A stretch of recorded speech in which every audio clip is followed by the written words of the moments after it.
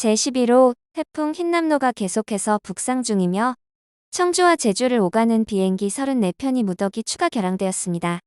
이미 결항한 비행 편수 104편을 더하면 흰남노로 인한 결항은 총 138편에 이른다고 합니다. 뿐만 아니라 흰남노로 입은 피해는 우리 한국만이 아닙니다.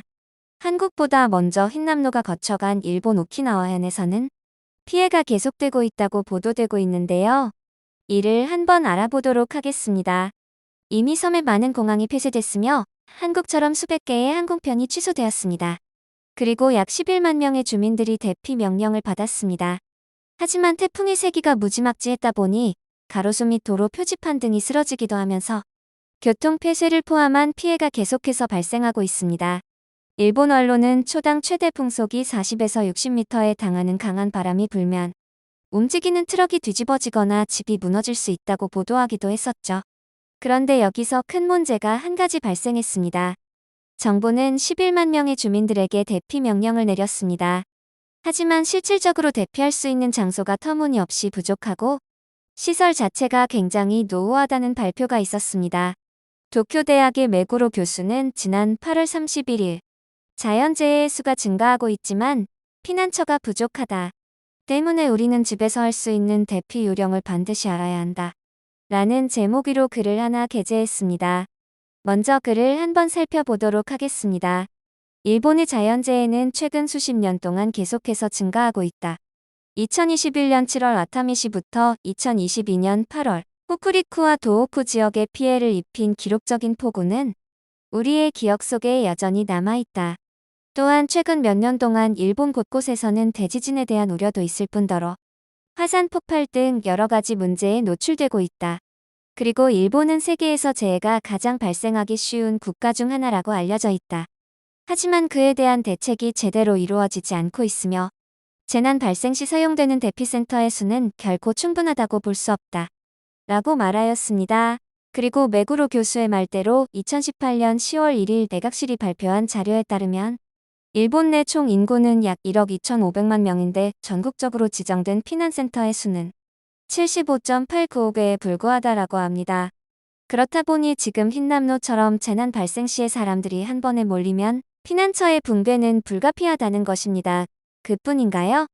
불과 얼마 전까지만 해도 피난처에서 벌어지는 각종 사건 사고로 인해 사람들은 안 그래도 재해로 인한 피해를 입어 마음이 아픈데 2차 피해까지 있어 슬픔을 감출 수 없었습니다.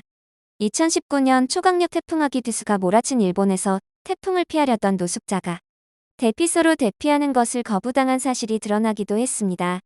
도쿄 다이토구는 하기비스가 수도권을 강타했을 무렵 구립초등학교에 차려진 대피소에 피난하려던 노숙자 2명의 입소를 거절한 사건이 있었습니다.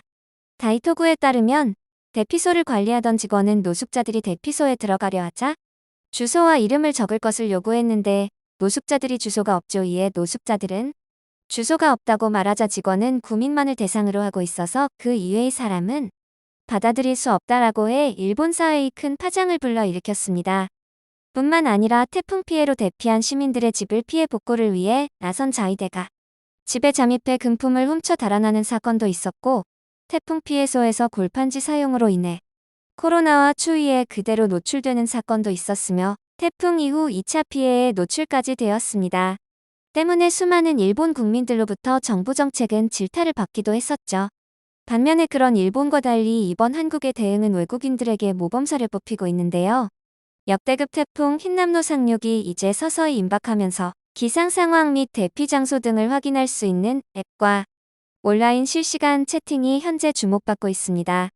한국의 포털 사이트 네이버, 카카오 앱에서 실시간 태풍의 위치와 이동 예상 경로를 확인할 수 있으며 원하는 시간을 설정하면 화면이 원하는 시간으로 변경되며 그 시간의 태풍 이동 위치를 미리 파악할 수 있습니다.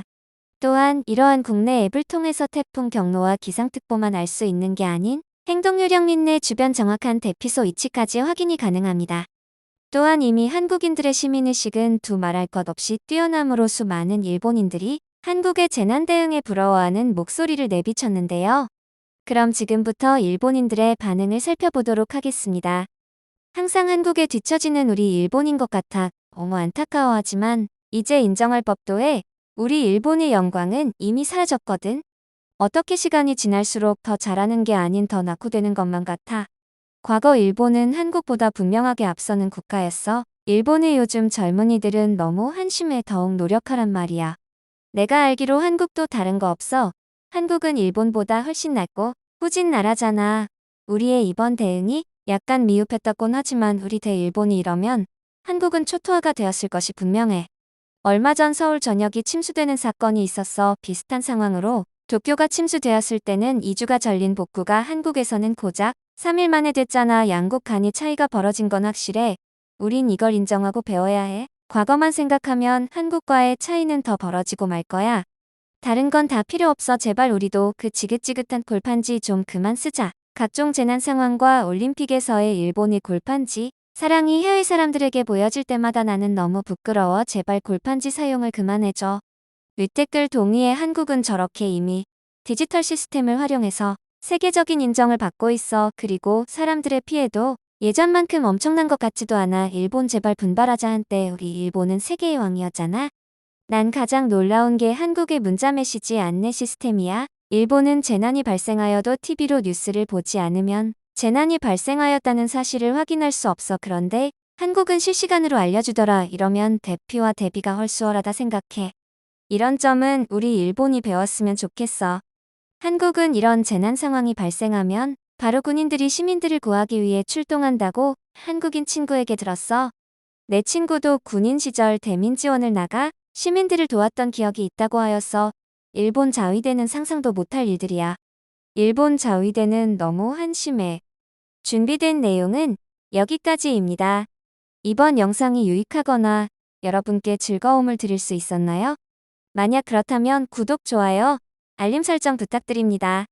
지금까지 제 영상을 시청해주셔서 감사합니다.